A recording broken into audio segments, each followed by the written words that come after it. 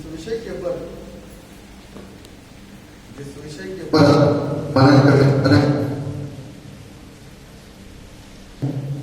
बहुत ही सुंदर और इम्पोर्टेंट है, बहुत महत्वपूर्ण है।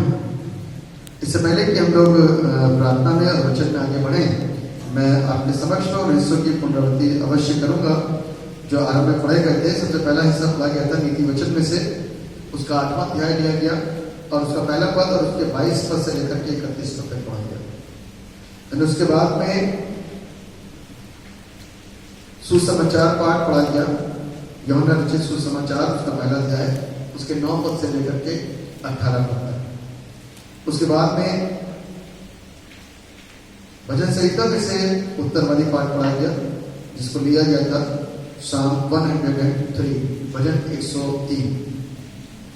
इससे संबंधित जो आज का थीम है, जो आज का शीर्षक है, वो कुछ इस प्रकार से है, We are sharer in the sonship of God। हम मसीह के पुत्रत्व में हिस्सेदार या कहें तो साझेदार हैं। हम मसीह के पुत्रत्व में हिस्सेदार या साझेदार हैं। इस विषय के ऊपर आज हम लोग मनन करेंगे। इससे पहले कि मनन करें, दुआ करेंगे ताकि परमेश्वर हमारी अगुवाई करे और हम परमेश्वर के वचन की शिक्षाओं से आशीषों को प्राप्त कर सकें। आइए हम सब अपनी आंखों को बंद करें और दुआ करें। जीवित और समर्थी पिता परमेश्वर, हम आपको हृदय से धन्यवाद देते हैं। आपने प्रभु सुंदर आराधना से, प्रार्थनाओं से, वचन के पढ़े जाने के भाग से हम सबको ब्लेस किया, आशीषित किया। आपका धन्यवाद। हर एक पर अपना रहम करिए, हर एक पर अपनी दया करिए। इस वचन में से सीखने जा रहे हैं, आप हमारी अगुवाई करिए। धन्यवाद कर पिता, आप प्रार्थना को सुनते हैं और आप आशीष प्रदान करते हैं। सारा आदर महिमा आपको देते हैं। अपनी जिंदगियों को अपने हाथों में सौंपते हैं, अपनी इंद्रियों को प्रभु अपने हाथों में सौंपते हैं। चाहते हैं आपको एकाग्र करके अपनी खिदमत के लिए पूरी रीति से तैयार कीजिए, ताकि चाहे वो बोलने वाली खिदमत हो, चाहे वो सुनने वाली खिदमत हो और चाहे वो समझने वाली खिदमत हो। आप मदद करेंगे तो हम सब ब्लेस्ड होंगे, हम सब आशीष होंगे। धन्यवाद प्रभु, आपने हमारी प्रार्थना यीशु के नाम से मांगते हैं, आमीन। कलाम इस बात को कह रहा है, जो आज का विषय है वह हम मसीह के पुत्रत्व में हिस्सेदार हैं। मसीह के पुत्रत्व क्या मतलब हुआ इसका?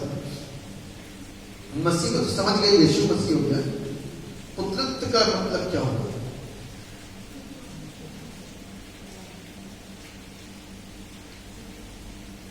पुत्रत्व है ना, एक पुत्र तो वो पिता का बन करके आया, एक पुत्र वो यूसुफ का बन करके आया, है ना। एक पुत्र तो कहां है कि परमेश्वर ने अपने इकलौते पुत्र को भेजा ताकि जो कोई उस पर विश्वास करे वो नाश ना हो परंतु अनंत जीवन को पाए। एक पुत्र वो उसका है, कहता जाओ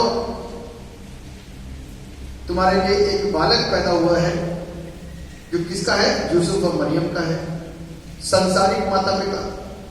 एक पुत्र वहां पर वो दिखा रहा है।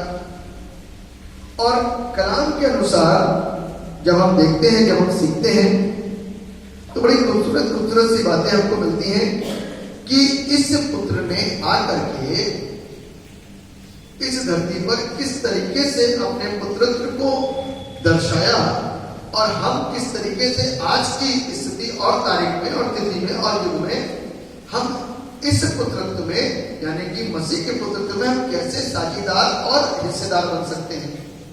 ये एक सवाल मेरे और आपके लिए, ये मेरे लिए इसलिए कहा गया, आपके लिए इसलिए कहा गया क्योंकि we are follower of Christ. हम यीशु मसीह के अनुयायी हैं।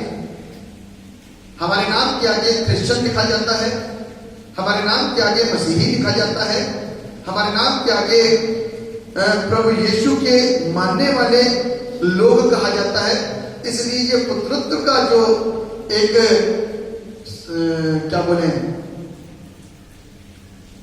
नाम है या संज्ञा, जो संज्ञा है वो मेरे और आपके ऊपर फिट बैठती है, क्योंकि जिस पुत्र की बातचीत हो रही है उसका नाम यीशु मसीह है।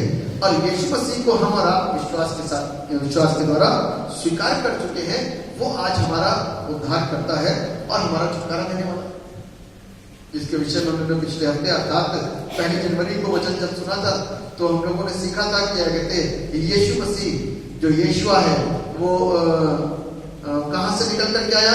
इब्रानी भाषा यीशुआ का अर्थ होता है सेवियर, उद्धारकर्ता, बचाने वाला, छुटकारा देने वाला।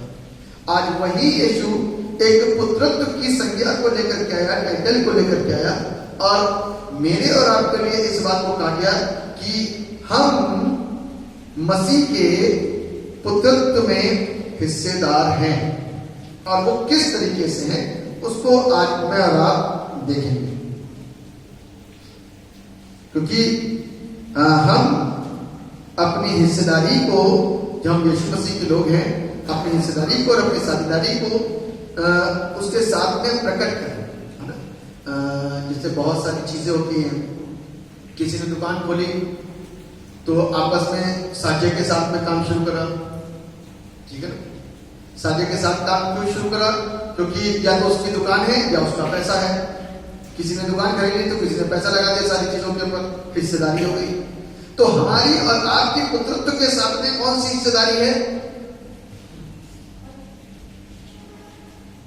हमारी और आपकी पुत्र के साथ में कौन सी हिस्सेदारी है, कौन सी साझेदारी है?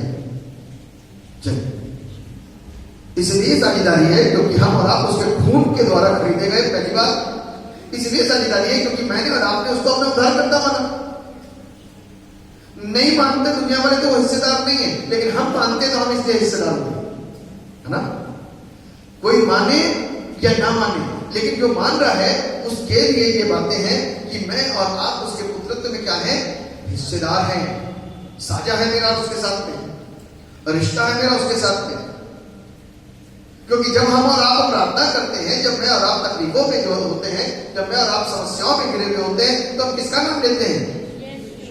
यीशु जी, यीशु है, यीशु का नाम लेते हैं। और तब यीशु मसीह मेरे लिए यीशु सहायक बन करके आते हैं और हमारी मदद करते हैं। उससे पहले जब हम नहीं थे तो यहूदी थे, वो चिल्लाते थे, हे परमेश्वर हमको बचा, इब्राहिम और इसाक और याकूब के परमेश्वर हमको बचा। तो परमेश्वर अपनी सहायता को उनके लिए क्या करता था? प्रदान किया करता था। लोग डूब रहे हैं तो परमेश्वर को आवाज दे रहे हैं, लोग जल रहे हैं तो परमेश्वर को आवाज दे रहे हैं, लोग भूखे पड़े हैं तो परमेश्वर को आवाज दे रहे हैं, लोग बंदी में हैं तो परमेश्वर को आवाज दे रहे हैं, लोग गुलामी में सताव को सह रहे हैं तो परमेश्वर को आवाज दे रहे हैं। तो परमेश्वर उनके लिए क्या बन के आ रहा है? मददगार। कब से है वो? हम तो यीशु को अभी से जानते हैं, 2000 साल से। ये कौन सा परमेश्वर है जो आरंभ से मदद करता चला रहा है? यही है वो यीशु जी, जिसको शाऊल समझ नहीं पाया था। वो तो वही यहोवा को जानता था, वही यीशुआ को जानता था। ये शाऊल पौल बनने से पहले उसी परमेश्वर पर अपने ध्यान को लगाया था। वो यीशु जी को नहीं पहचान पाया कि यीशु जी इस धरती पर मानव रूप धारण करके आ गए, क्योंकि पृथ्वी के लोगों की एक आवाज वहां तक पहुंची। क्या पहुंची? हमको पाप के दंड से कौन आजाद करेगा? हमको पाप के दंड से कौन आजाद करेगा? हमारे गुनाहों का इतनी तो बुद्धि आई थी लोगों को कि हमको तो सजा मिलनी ही मिलनी है, कोई और इसका ऑप्शन है, कहीं से हम बच सकते हैं, कोई उपाय है? तो परमेश्वर ने मेरे और आपके लिए क्या करा? एक प्रयोजन किया, एक उपाय किया, एक प्रबंध किया। और वो प्रबंध था ये यीशु जी। और वो यीशु इस धरती पर आकर के मुझको और आपको परमेश्वर के प्रेम को दिखा करके मुझसे आपसे कहता है कि अब तुम मेरे प्रेम को धरती पर लोगों के साथ में प्रकट करो। इसको बोलते हैं साझेदारी। हालेलुया। अभी तक तो वो करके गया, अब मेरा और आपका कर्तव्य बनता है। ऐसा नहीं कि उसने मुझको और आपको छोड़ दिया। जब मुझको और आपको उसकी जरूरत और उसकी आवश्यकता होती है तो परमेश्वर अपने महान कार्य को क्या करता है? मेरे और आपके ऊपर निरंतर प्रकट करता है। जब मैं और आप मुसीबतों में आ जाते हैं तो क्या होता है? वो अपने कार्य को प्रकट करता है। आपको याद होगा एलिशा के घर में गया, और जब उस घर में क्या हुआ, एक बच्चा मर गया, एलिशा क्या कहता, प्रभु तुम उसको क्या इसलिए लेकर के आया? तो लिखा वो उसके पास 3 बार फंसा गया, 1 2 3, बच्चा क्या हो गया? जीवित हो गया। उसने जीवित बच्चे को गोद में लेकर उसकी मां को दे दिया। कि जब खुदा का काम होता है, जब खुदा साथ में होता है, जब साझेदारी खुदा के साथ में होती है, तो दुनिया की कोई ताकत किसी भी रुकावटों को हमारे बीच में ला नहीं सकती। मृत्यु हमको मसीह के प्रेम से अलग कर नहीं सकती। हालेलुया। ऐसे ही कुछ याइन की बेटी के साथ में हुआ था। याइन की बेटी क्या हो गई थी? मर गई थी। लोग समझ रहे थे मर गई है, रोना पीटना हो रहा था, लेकिन यीशु मसीह आ गए। यीशु ने क्या कहा? वो मरी नहीं, मरी नहीं, सो रही है। क्योंकि प्रभु को मरे हुए लोग पसंद नहीं है। प्रभु को कैसे लोग पसंद नहीं है? डेड पीपल पसंद नहीं है। क्या चीज मरती है बताओ? मरने में क्या चीज मरती है? लोग कहते हैं ना मर गया, क्या मरा है? शरीर ही तो खत्म हुआ ना। क्योंकि इंपॉर्टेंट चीज यहां से निकल के चली गई, वो तो मरने की है नहीं। आत्मा कभी नहीं मरने की। क्या मरेगा? जिससे आपने बहुत प्यार किया वो मरेगा। कैसे मरेगा? क्योंकि जो चीज इसके अंदर थी ना वो निकल के चली गई। उसके बाद में आप शरीर में कितने भी इंजेक्शन लगा लेना, कोई लाभ नहीं होगा, है ना? कोई भी लाभ होने का नहीं। क्यों? क्योंकि मरा क्या? शरीर। नाम भी रहता है, क्योंकि परमेश्वर का कलाम कहता है कि तुम्हारे नामों को मैंने अपनी हथेली में गोद करके रखा है। यही है वो परमेश्वर जो हमसे और आपसे मोहब्बत करता है। पहला पॉइंट आपके साथ में शेयर करेंगे, लिख लीजिए। मनुष्य के द्वारा, क्योंकि साझेदारी है हमारी, इसलिए पहला पॉइंट है मनुष्य के द्वारा एक अच्छा व्यवहार प्रस्तुत किया जाना, यदि मनुष्य प्रभु के साथ में अपनी हिस्सेदारी को बनाए हुए। मनुष्य के द्वारा एक अच्छा स्वभाव, एक अच्छा व्यवहार बना करके रखना, यदि वो परमेश्वर के साथ में, यदि वो यीशु के साथ में हिस्सेदार है, यदि उसकी कनेक्टिविटी यीशु के साथ में जुड़ी है, तो वह एक अच्छा हिस्सेदार होगा, है ना? एक अच्छा हिस्सेदार होगा। तो हमको और आपको खुदा के कलाम के द्वारा ये सीखने और ये समझने और ये जानने की जरूरत और आवश्यकता है कि अब किस तरीके से हम अपने आप को, अपने स्वभाव को अच्छा कर सकते हैं। ऐसे कौन कौन सी चीजें होंगी कि हम अपने स्वभाव को प्रभु यीशु के स्वभाव से जोड़ लें। बाइबल बताती है, हम लोग पुस्तकों को पढ़ते हैं कि परमेश्वर जो है, यीशु मसीह जो है, वो स्वर्ग से कहां पर आ रहा है? धरती पर। उसका स्वभाव कैसा? राजा का। उसका अधिकार कैसा? अधिकारियों से भी बड़ा, राजाओं से भी बड़ा अधिकारी है वो। अब वो नीचे आया और नीचे आकर के उसने अपने 2 नेचर को परफॉर्म किया। ठीक है? पहला नेचर क्या था? परमेश्वर। दूसरा नेचर क्या आया? मनुष्य। अब उसके बाद में पहला नेचर परमेश्वर के पुत्र का, फिर दूसरा नेचर यूसुफ के पुत्र का, अर्थात मनुष्य के पुत्र का। यानी कि ये 2 स्वभाव को लेकर के इस धरती पर आ। मनुष्य का स्वभाव जो संसार में है वो पापी है।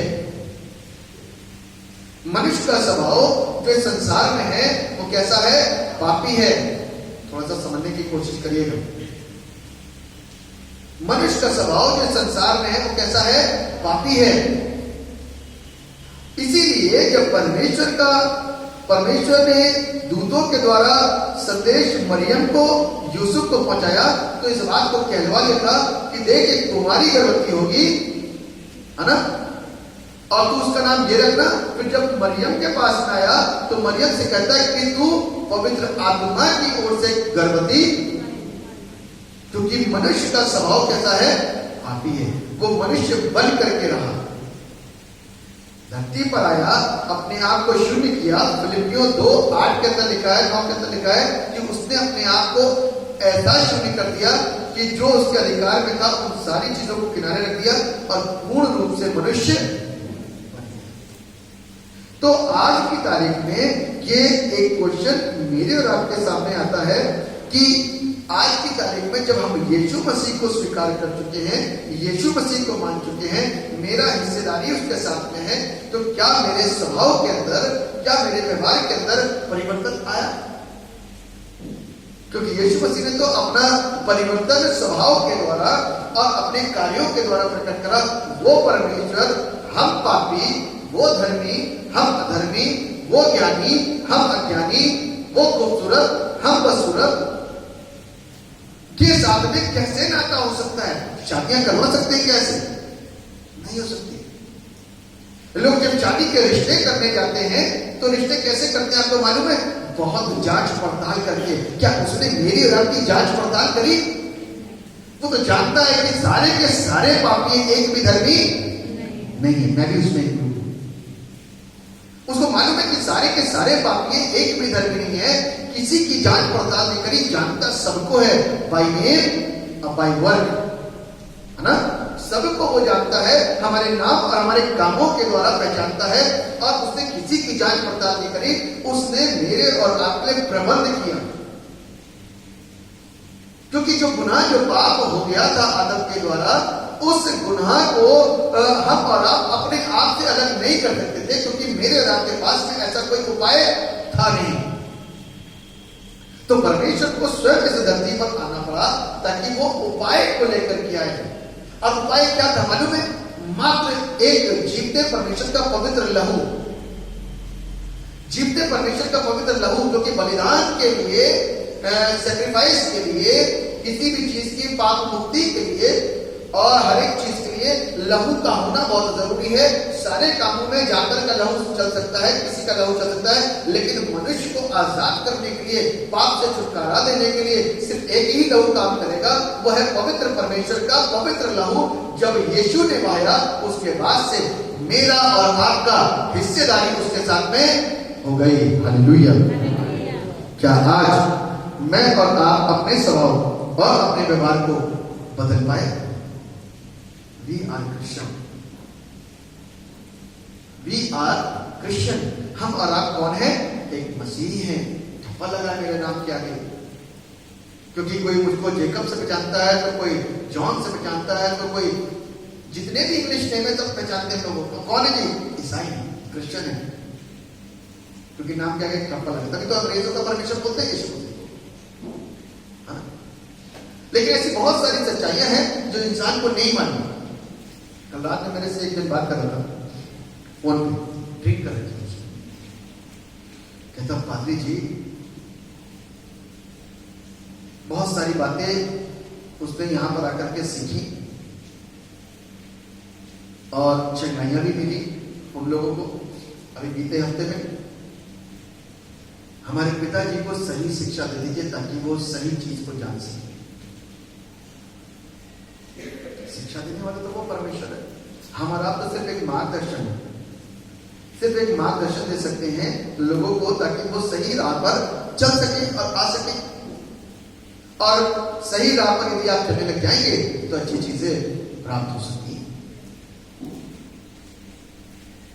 वरना तो इंसान जीवन में जब अच्छी चीजों का चुनाव करता है, अच्छी चीजों का चुनाव इंसान कब कर पाता है? किसी मालूम?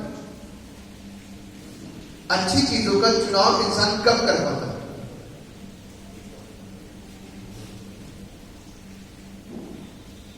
जब समझदार हो जाता है, जब बुरी चीजों का अनुभव हो जाता है ना?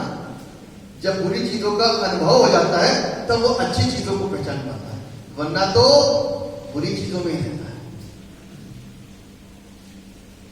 जब तक नहीं समझेगा तब तक उसको अच्छी चीज मिल नहीं पाएगी। और मैंने और आपने तो यीशु मसीह को कितने साल पहले शायद सदी बीत गई होगी, एक आध दशक निकल गया होगा बहुत सारे फैमिलीज का, तो है ना, एक आध दशक का मतलब 100 साल निकल गए होंगे। हम लोगों को यीशु मसीह को स्वीकार करे हुए लगभग 100 वर्ष हो चुके होंगे बहुतों को। क्या मेरे और आपके जीवन के अंदर वो परिवर्तन आ पाया? यीशु मसीह अपने अंदर वो मानवीय स्वभाव जो मनुष्य का आज की तारीख में वो धरती पर आके बदला क्यों नहीं? इसलिए क्योंकि वो परमेश्वर की मर्जी को पूरा कर रहा था और वो स्वयं परमेश्वर था और वो कंट्रोल था, नियंत्रित करता था वो अपने आप को।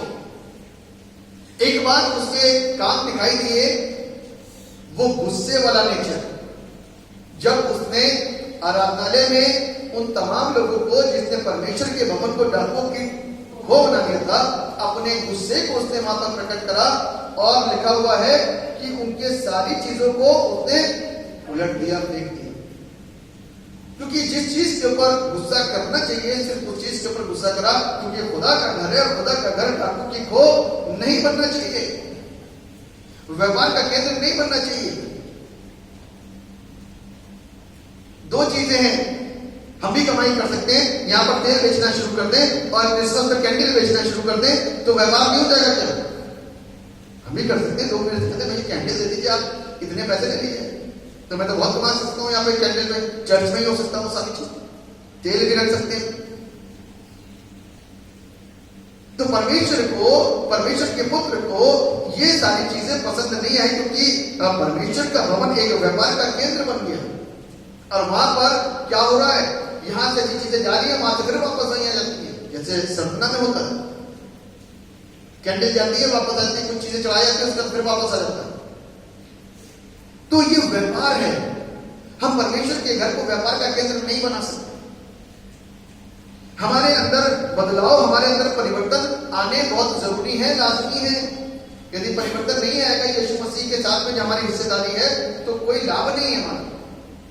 मसीह के लाने के योग्य हम और आप नहीं है, शब्दों में कागजों में रहेगा, लेकिन परमेश्वर की दृष्टि में हम आप यही तो प्रार्थना करते हैं कि प्रभु हमारा नाम जीवन की पुस्तक में। क्या जब हम यीशु मसीह को स्वीकार करे थे, जिस दिन हमारा बपतिस्मा हुआ था उस दिन चर्च में एंट्री तो हो गई थी, जिस दिन हम कंफर्म हुए उस दिन प्रभु भोज में एंट्री हो गई, जिस दिन हमने सारी चीजें प्रभु यीशु मसीह के वचन के अनुसार यहाँ पर माननी है और देखनी और करनी शुरू कर दी, तो हम चर्च के सदस्य बन गए। क्या परमेश्वर के जीवन की पुस्तक के सदस्य बने कि नहीं बने? उसमें नाम है कि नहीं है? चर्च में तो रजिस्टर में नाम दर्ज हो गया, लेकिन जीवन की पुस्तक में हमारा नाम दर्ज हुआ कि नहीं हुआ? बहुत सारे कारण हैं, व्यवहार स्वभाव की वजह से नहीं हो पाता, इसीलिए तो रोते हैं। प्रभु माफ कर दे। दाऊद रोते रोते रोते रोते रोते रोते इतना रोया, इतना रोया, इतना दुखी हुआ कि एक पूरा भजन लिखा। यदि पूरे भजन 51 को आप पढ़ो तो गहराइयां एक एक पद के अंदर उसने लिखी। उसको मालूम है कि पाप के आने से, पाप की एंट्री से क्या क्या चीज मेरे अंदर से निकल के बाहर जाती है। पाप की एंट्री मात्र हमारे जीवन से कौन सी चीजों को, कौन सी अच्छाइयों को निकाल के बाहर कर देती है। उसने उन सारी चीजों को सिलसिलेवार तरीके से क्या करा? लिख दिया, माफी मांगी, हे पिता मुझे माफ कर।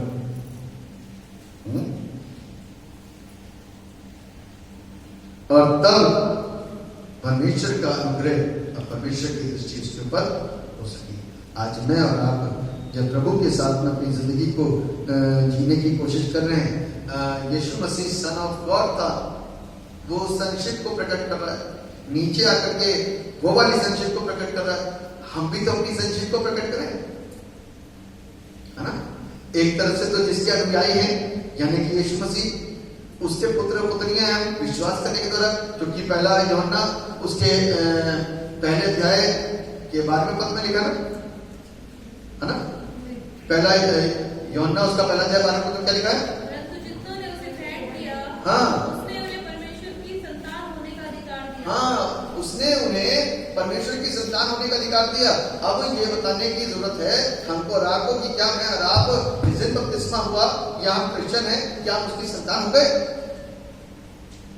एक शब्द लिखा है कि जितनों ने उसे ग्रहण किया। अब ग्रहण करने के ऊपर में भी अपना एक बहुत जबरदस्त वचन है। किस तरीके से ग्रहण किया, क्या ग्रहण किया? क्या मसीह को ग्रहण किया या धर्म मात्र ग्रहण किया? यीशु मसीह की आदतों को ग्रहण किया, स्वभाव को ग्रहण किया, उसकी नॉलेज को ग्रहण किया या मात्र औपचारिकताओं को ग्रहण किया? लोग कहते ना, वादी साहब कंफर्म करवा दो, प्रभु भोज लेना शुरू करते हैं, या फिर बहुत सारे लोग शादी के पॉइंट ऑफ व्यू से कंफर्म होते हैं। कोई मतलब नहीं होता। कंफर्म मेंबर उस समय आप देखो जब मैं टीच कर रहा होता हूं, उसके बाद में कंफर्म मेंबर चर्च के अंदर नहीं दिखाई देते। उसके बाद नहीं दिखाई देते, कहां चले जाते मुझे नहीं मालूम। Where is your love with God? वो परमेश्वर के साथ आपका प्रेम कहां चला गया? इसको आपने शुरुआत में कहा था कि मैं परमेश्वर से प्यार करता हूं। मैं इसीलिए फेस्टिवल में किसी को मौके नहीं देता गाने के। मालूम कारण क्या? फेस्टिवल में लोग अपने आप को, जो रेगुलर गाने वाले हैं बेचारे, उनके लिए तो रोक हो ही जाती है, लेकिन जो नहीं गाने वाले वो स्पेशल दिन में अपने आप को स्पेशल दिखाने की कोशिश करते हैं, जबकि वो परमेश्वर से वो प्यार नहीं करते जो करना चाहिए, जिसको कि क्या बोलते हैं? त्योहारी क्रिश्चियन, है ना? इसीलिए ईस्टर, क्रिसमस, हमको और आपको अपनी जिंदगी के अंदर परिवर्तनों को लेकर के आना है, क्योंकि नया वर्ष है और प्रभु यीशु मसीह एक संक्षिप्त को प्रस्तुत कर रहे हैं। हमको और आपको भी संक्षिप्त को प्रस्तुत करना है, क्योंकि मैं और आप प्रभु यीशु मसीह के पुत्र और पुत्रियां हैं, और मैं और आप अपने माता पिता के पुत्र पुत्रियां हैं। इस बात को भी ध्यान रखने की जरूरत है कि क्या हम और आप अपने माता पिता के पद चिन्हों पर चल रहे हैं?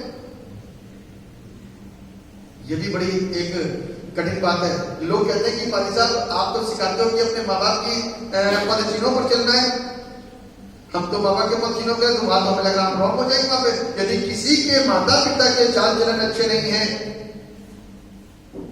तो वहां पर भी गड़बड़ी हो सकती है। तो इसलिए हमको और आपको सिर्फ उसी का चाल चलन लेना है, बाकी विश्वास करने के द्वारा अपने आप को उस आचरण में नहीं रखना, परंतु बदलना है। मैं इस बात को 100% जानता हूं, इसको 200% बोल सकता हूं। यदि किसी के पेरेंट्स के अंदर कोई ऐसी आदतें हैं, वो आदतें स्वाभाविक है कि उसके बच्चों में आएंगी। चलना, देखना, हंसना, बोलना, और उसके बाद में बाकी बहुत सारी आदतें, ठीक है? बिल्कुल 100% नहीं, क्योंकि बचपन से जो देखता आ रहा वो अपने अंदर एडॉप्ट करे, और यदि उसके अंदर कोई बुरी आदत आ गई तो बुरी आदत, इस बात को ध्यान रखेगा, सिर्फ एक ही चीज से बदल सकती है, वो यीशु मसीह को स्वीकार करने के द्वारा। और दुनिया की कोई ताकत मरते मर जाएंगे, लेकिन वो आदतें नहीं होती जो बुरी है, वो सिर्फ यीशु मसीह को स्वीकार करने के द्वारा ही बदल सकती है। दुनिया की कोई ताकत नहीं चेंज कर सकती। पेड़ यदि कोई टेढ़ा हो गया है तो मेरे को कोई भी बंदा सीधा करके दिखा दे। यदि वो बड़ा पेड़ हो गया और आप सोचो कि वो सीधा कर सकते हो, तो दुनिया की कोई ताकत उसको सीधा नहीं कर सकती है, जब तक परमेश्वर उसको उसी टेढ़ी जगह से गिरा करके अलग ना करते हैं। ध्यान रखिएगा, बदलने के लिए तो गिरना पड़ेगा और हमारा कटाई छटाई होनी अनिवार्य है, तब ही चेंज हो सकता है, अन्यथा नहीं। दूसरा पॉइंट है,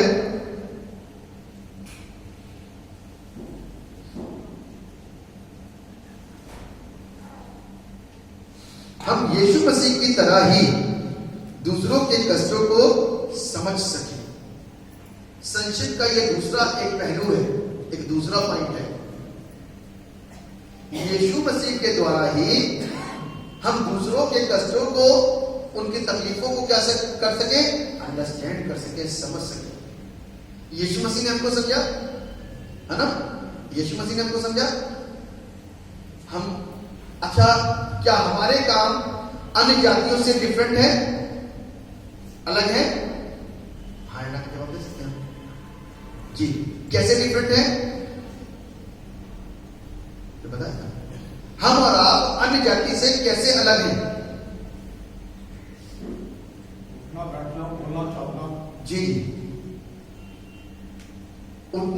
रहना, बोलना, चलना, ठीक है। और वचन के ऊपर चलना जी, मैं सोचता हूं कि ऐसे भी बहुत सारे लोग हैं, अन्य जाति में भी पढ़े हैं, जो हमसे ज्यादा उठते बैठते हैं और हमसे ज्यादा अच्छे हैं, हमसे ज्यादा एजुकेटेड हैं, हमसे ज्यादा सारी चीजें उनको अच्छी पता है। मान्यताओं पर आ जाइए, हम मूर्ति पूजक नहीं है, है ना, हम मूर्ति पूजक नहीं है। अब कार्यों पर आ जाइए, तो कार्य मेरे और आप उनके एक समान हो सकते हैं, है ना।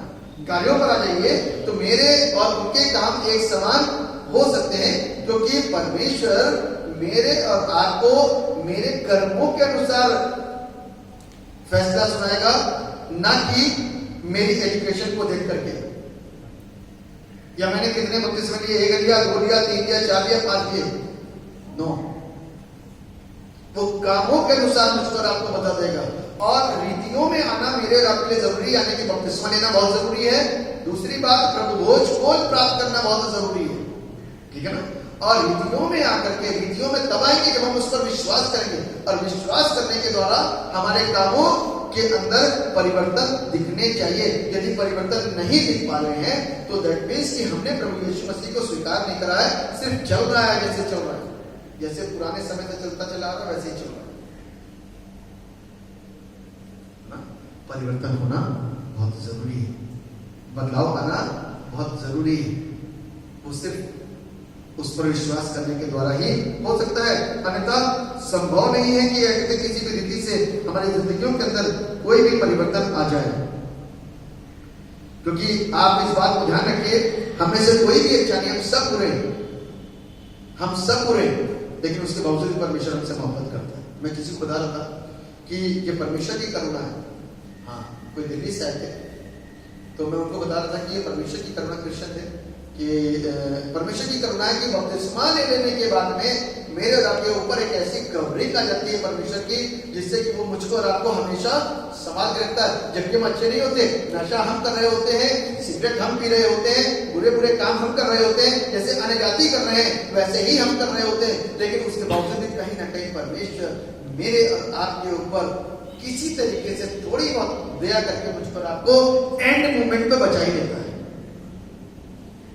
हाँ या ना? मालूम है, जब 2000 में एक बड़ा जलजला भूकंप आया, कहां पर, गुजरात में, बुर्ज नाम सुना होगा, वहां पर जबरदस्त त्रासदी हुई थी। तो हमारे साथ में गुजरात के बहुत सारे स्टूडेंट थे, रोना शुरू हो गया, तो बहुत बुरा हाल हो गया था। तो पता चला 3 बिल्डिंग थी, एक इधर एक इधर एक बीच में, अगर वाली बिल्डिंग उधर गिर गई, इधर वाली बिल्डिंग इधर गिर गई, बीच वाली बिल्डिंग खड़ी रह गई। उसमें ज्यादातर लोग क्रिश्चियन थे।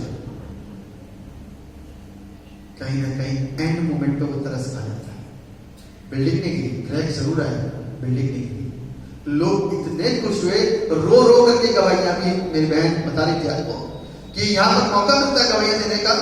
लोग रो रो करके कितने खुश हो रहे हैं कि खुदा ने उनके लोगों को, उनके खानदान को, उनके परिवार को बचा लिया, वरना पूरी बिल्डिंग के गिरने से कितना क्रिश्चियन मर जाता उसी समय में। यही तो है वो खुदा, यही है वो खुदा। जब यीशु के नाम को एक साथ, एक आवाज में, एक जोश के साथ में लिया जाता है, तो खुदा सारे कामों को क्या कर देता है, उसी समय संभाल लेता है, और आंधी और पानी और तूफान और सब कुछ थम जाता है, सिर्फ उसके कह देने से और बोल देने से, शांत हो जाओ। तो भूकंप की लहरें, आप साइंटिफिक रीजन कुछ भी लगा सकते हो। मैं इस बात को कहता हूं, यदि साइड में बिल्डिंग खड़ी होती तो साइड वाली भी खड़ी रहती और इधर वाली तो गिर जाती। मैं इतना विश्वास करता हूं क्योंकि खुदा अपने लोगों को क्या करने वाला है, संभालने वाला है। उसके नाम में वो पावर है, उसके नाम में वो सामर्थ है। तो कहने का अभिप्राय यह है कि वो परमेश्वर मैं और आप बुरे होकर भी मेरे ऊपर सहायता करता है। तो आज जब मैं और आपने विश्वास के द्वारा उसको ग्रहण कर लिया, उसके पुत्रत्व में शामिल हो गए, उसकी हिस्सेदारी मेरे और आपके अंदर आ गई, तो मेरे और आपको भी ऐसे लोगों के ऊपर दया करने की जरूरत है जो कष्टों में है, परेशानियों में है, समस्याओं में घिरे में है। तो मेरे और आपको उनकी भी मदद कर देने की जरूरत है उस वक्त में जब उनको आवश्यकता है, वरना हमारा मसीहत कहां से दर्शाई जाएगी? मसीहत तो दर्शाई जाएगी ना, प्रकट की जाएगी। प्रभु यीशु मसीह ने क्या करा, प्रकट करा। किसको प्रकट करा? पुत्र को प्रकट करा, जिसने मुझे देखा उसने पिता को देखा। प्रकट करो ना, लोग यही कह रहे थे ना, प्रकट करो हमको, दिखाओ पिता कहाँ है। उसने कहा जिसने मुझे देखा उसने पिता को देखा। तो यीशु मसीह को लोगों ने क्या देखा कि वो जीवन देता है, वो भलाई करता है, वो बुराई के बदले में बुराई नहीं करता। वो कहता है बाप इन्हें माफ कर क्योंकि ये नहीं जानते कि क्या करते हैं। ये देखा लोगों ने, प्रकट करा, परमेश्वर के स्वभाव को उसने क्या कर दिया, प्रकट कर दिया। आज मुझको और आपको इतना समय से बाइबल पढ़ने के बाद में यदि मैं और आप एक अच्छे स्वभाव को प्रकट नहीं कर पा रहे, एक अच्छे कार्यों को नहीं कर पा रहे, तो ये मेरे और आपके लिए सोचनीय और एक क्वेश्चन मार्क बन जाता है। सोसाइटी जो है सबसे मेन चीज है। सोसाइटी, यीशु मसीह भी सोसाइटी में रहे, लेकिन सोसाइटी को हम सोसाइटी के द्वारा नहीं चल रहे, हमको यीशु मसीह के वचन के द्वारा चलना बड़ा कंट्रोल करना बहुत जरूरी है। आप सही कह रहे हैं कि सोसाइटी का एक बड़ा प्रभाव पड़ता है, लेकिन सोसाइटी में से बहुत लोग निकल करके आए, बहुत लोगों ने सोसाइटी को पार किया है। मैं ज्यादा वो नहीं कह रहा, लेकिन जिस सोसाइटी में हम थे ना कानपुर में, वो सोसाइटी भी गंदी थी, वो सोसाइटी भी बुरी थी, लेकिन उसमें से निकल करके बाहर आ गए। ये परमेश्वर की एक योजना मान लीजिए, अपने आप को कंट्रोल करने के लिए, परिवार का एक सपोर्ट कर दीजिए, परिवार की क्या तंबी कह दीजिए कि परिवार ने अपने बच्चों को किस तरीके से पाला। डिपेंड करता है, डिपेंड करता है। सोसाइटी हमारा कुछ नहीं कर सकती यदि हम प्रभु में हैं तो। और यदि एक परिवार बुरी सोसाइटी के बीच में रहता है, मसीह में है, तो ध्यान रखिएगा पूरी सोसाइटी अलग होगी, लेकिन परमेश्वर के मानने वाला परिवार अलग ही होगा। बिल्कुल ठीक कह रहे हैं। सोसाइटी ने ही मुस्लिम बेटे को बिगाड़ा था, लेकिन जो शिक्षा थी उसके अंदर, उसी वजह से वो वापस अपने बाप के घर आया, वरना सुसाइड कर लेता। सुसाइड कर लेता। दाऊद के बच्चे, एलिया के बच्चे, जी दाऊद के बच्चे, एलिया के बच्चे। दाऊद का बच्चा खराब नहीं था। एलिया के बच्चे।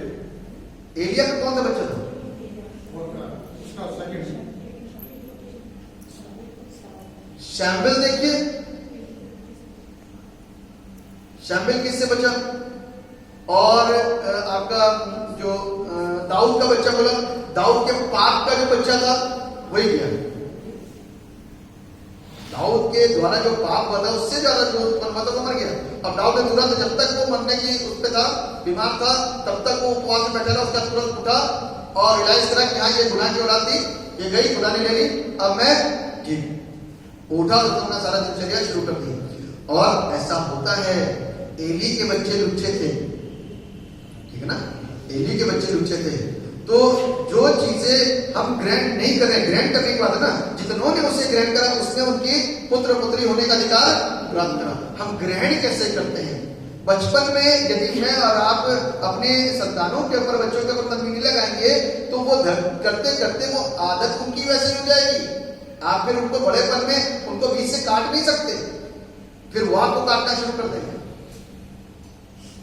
तो ये बड़ा एक मुसीबत का विषय है। इसको कंट्रोल करना परमेश्वर के वचन के अनुसार बहुत जरूरी है। इसीलिए मसीहत आज कहां है? विफल है ना। कुछ लोगों की वजह से बड़ा काम है, लेकिन परमेश्वर का अनुग्रह पर अनुग्रह मेरे और आपके ऊपर हुआ, इसलिए आज मैं और आप सेफ हैं, वरना बड़ा मुश्किल हो जाता है।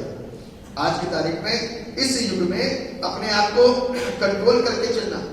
यहां से निकलते ही आपको एक वातावरण ऐसा दिखाई देगा, जी करता है कि उसी में ही डूब जाओ। अभी क्या पता अरुण ने कि गीत से हम अपने दुख और अपने दर्द को क्या करते हैं, ये पुराने डायलॉग थे जो पिक्चरों में चला करते थे, आज उसने यहाँ पर इस्तेमाल कर लिया।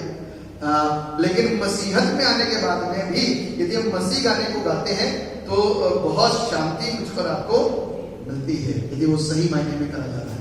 ठीक है।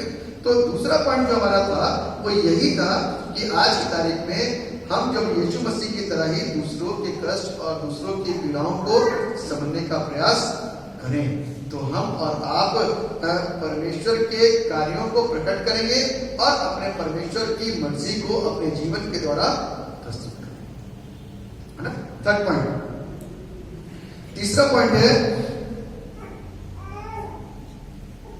उन लोगों के लिए प्रार्थना करिए जो लोग लोगों को बनाने में और उनकी देखभाल करने में लगातार प्रयास करते हैं, जैसे कि मदर टेरेसा इस धरती पर रही, उन्होंने लोगों को देखभाल करना, आपने देखा कितनी केयर करी उन्होंने।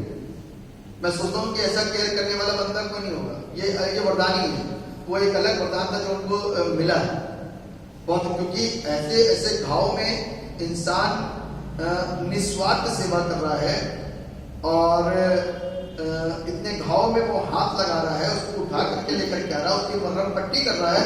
ये अपने आप में एक बड़ा वरदान है जिस सेवा को उन्होंने करना स्वीकार किया। और पुरुष नहीं स्त्री, पुरुष नहीं स्त्री, वो प्रचार नहीं कर रही तो और क्या कर रही? कुछ चीजें शब्दों से होती हैं, कुछ चीजें कर्मों से होती हैं। उन्होंने अच्छे कार्य करके इस बात को प्रस्तुत कर दिया कि मेरे यीशु मसीह ने मुझको ये करना सिखाया है। मेरा यीशु मसीह ऐसा ही था, उसने दुनिया में था, उसने बड़े बड़े काम किए, अब मेरे और आपके काम करने का वक्त आ चुका है। तो ऐसे लोगों के लिए प्रार्थना करनी है और उनको प्रार्थना में निरंतर स्मरण करना है और जरूरतमंद लोगों की हमेशा सहायता करनी, ताकि उनकी सारी आवश्यकताएं, उनकी सारी जरूरतें समय पर पूरी हो सके। और हमको यीशु मसीह के सत्य ज्ञान को लगातार दूसरों के साथ में प्रकट करना, यानी कि ये बनाने का काम है। ये क्या है? बनाने का काम। हम और आप यीशु मसीह में लोगों को जब सच्चाइयां बताते हैं तो हम उनको बनाते हैं। मेरा एक सवाल था कल कि एक ने बहुत सारी चीजें पूछी, तो मैंने कहा एक बात बताइए, हम अच्छी चीजों को स्वीकार क्यों करते हैं? मैं एक चीज छोड़ के दूसरी दुकान पे, दूसरी दुकान छोड़ करके तीसरी दुकान पे, जो अच्छी बेस्ट दुकान हुई जहां पर अच्छा मेरी सुनवाई हो रही है, मैं वहीं पे जाऊंगा कि वापस उसी तीसरी दुकान पे जाऊं जहां पे से कुछ फायदा नहीं हो रहा? तो उसने कहा नहीं, वहीं जाएंगे जहां पे सारी सुनवाई हो रही, जहां पे सब कुछ अच्छा है। तो मैंने कहा ठीक उसी प्रकार से आज जब मैं सत्य को बांट रहा हूं तो इसीलिए तो बांट रहा हूं क्योंकि मैंने ये माना है, स्वीकार करा, ये सच्चाई है। बाकी आपकी मर्जी, आप क्या मानते हो, क्या नहीं मानते हो, क्या स्वीकार करते हो, क्या स्वीकार नहीं करते, वो आपके ऊपर है। लेकिन हमेशा इंसान अपने लिए बेस्ट, अच्छा और अपनी खुशी को ही प्राप्त करने की कोशिश करता है। तो आपके लिए ये प्रबंध है, आप देखो इससे अच्छा कुछ आपको मिलता है तो आप जा सकते हो। कभी भी मैं बताता हूँ प्रचार करने वालों को, आप लोगों को भी, कि कभी भी लोगों को कभी भी किसी तरीके से फोर्स मत करिएगा, उनको सिर्फ वचन बांटना है। आप उनको बनाने का काम कर रहे हो, आप उनको बनाने का काम कर रहे हो, उनको वचन बांटिए, सत्य ज्ञान को बांटिए, सत्य सिर्फ परमेश्वर के वचन में है। और जब आप सत्य को जानोगे ना तो सत्य आपकी बुद्धि को, मेरी बुद्धि को, मेरे ज्ञान को खोल देगा। और जब ये खुलेगा ना तो बहुत सारी बातें हम समझने लग जाएंगे और बहुत सारी बातों को हम जानने लग जाएंगे, क्योंकि यीशु मसीह को जानने के द्वारा हम परमेश्वर के मन को जान पाते हैं। यीशु मसीह को जानने के द्वारा हम परमेश्वर के मन को जान पाते हैं। यीशु मसीह को आप कहां जान पा रहे हो? बाइबल में। और बाइबल पढ़ते हो तो किसको जानते हो? परमेश्वर के मन को और परमेश्वर की इच्छा और उसकी मर्जी को। तो इसलिए अनुग्रह जो है वो हमारे हर एक काम का शुभारंभ करता है, ठीक है ना? फर्स्ट करिए छोटा सा उदाहरण। अब किसको खांसी हो रही है? जैसे कल मेरे को हो रही थी, तो मेरे लिए रात में 1-1:30 बजे लगभग बहुत ज्यादा प्रयास किया गया, बहुत कुछ किया गया और मैं ठीक हूँ, प्रभु की दया से मैं ठीक हूँ। और यदि किसी जरूरतमंद को, भूखे को उस समय आप वचन सुनाओ, जब उसको उस समय नीड है काहे की? खाने की नीड है, आप उसको 1 घंटा वचन सुनाते जा रहे हो, 2 घंटा वचन सुनाते हो, 3 घंटा वचन सुनाते हो, तो उसका ध्यान नहीं जाएगा। आप उसको खाना दे दो और उसके बाद उसको वचन बताओ, तो वो आपकी बातों पर विश्वास करे। इसको बोलते हैं अनुग्रह करना। यीशु मसीह ने हम पापियों पर क्या करा? अनुग्रह किया, ठीक है ना? उसने मेरे और आपके ऊपर क्या करा? अनुग्रह किया, क्योंकि मुझको और आपको पाप से छुटकारे की जरूरत थी, पाप से छुटकारे की जरूरत थी। लिखा है भविष्य पुराण के अंदर, भरतखंड के अंदर, कि वो अर्जुन जब कृष्ण से पूछता है कि कहते मैं पाप के दंड से कैसे बच सकता हूँ, तो उसने कहा उससे पूछो। तो यानी कि इंसान की पुकार वही थी उस परमेश्वर से। तो वो परमेश्वर आज मेरी और आपकी आवाज को सुन करके इस धरती पर आया, क्योंकि लिखा हुआ है गलतियों 4:4 जब समय पूरा हुआ तब परमेश्वर ने अपने इकलौते बेटे को इस धरती पर भेजा ताकि वो मुझको और आपको दंड से, पाप के दंड से बचा सके और पाप से छुटकारा दिला सके। और दुनिया में कोई ताकत नहीं जो हमको पाप से छुटकारा दे सकती है। तो इसलिए प्रभु का वचन हमको प्रेरित करता है कि हम सदैव उसकी इच्छा और उसकी मर्जी को पूरा करें। यदि मैं और आप उसकी कम्युनिटी को, उसके लोगों को परमेश्वर के वचन के द्वारा उसके पुत्रत्व में शामिल करने के लिए कोशिश करते हैं, वचन देने के द्वारा हवा में ही वचन नहीं बांटना है, सीरियसली उस वचन को बांटना दे करके उसको बताते हैं, तो बहुत सारे लोग बदल जाते हैं वचन सुनकर। इसलिए वचन हमारी जिंदगी के लिए बहुत प्रभावशाली होना चाहिए, क्योंकि परमेश्वर की मर्जी मनुष्य के लिए हमेशा फायदेमंद रही है। परमेश्वर की जो मर्जी है ना, मेरे रात के फायदेमंद है। क्या कोई माँ बाप अपने बच्चे के लिए बुरा सोचता है? सिंपल सी बात है। जैसा माँ बाप करते हैं क्या वैसा बच्चे के लिए करते हैं, सोचते हैं?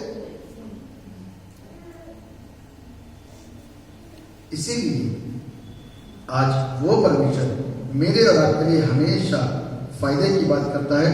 इसीलिए हमको और आपको दूसरों की संघर्षों में, दूसरों के कष्टों में और दूसरों को बनाने में, दूसरों की केयर करने में हमको उनकी सहायता करनी है, हमको उनको सहानुभूति देनी है, हमको और आपको उनको निरंतर समझाना है, ताकि वे सब भी परमेश्वर के पुत्रत्व में, यीशु के पुत्रत्व में, हम और आप तो यीशु मसीह के पुत्रत्व में शामिल है। यीशु मसीह परमेश्वर के पुत्रत्व में शामिल था, और शामिल रह करके हमको पहला पॉइंट क्या करना है?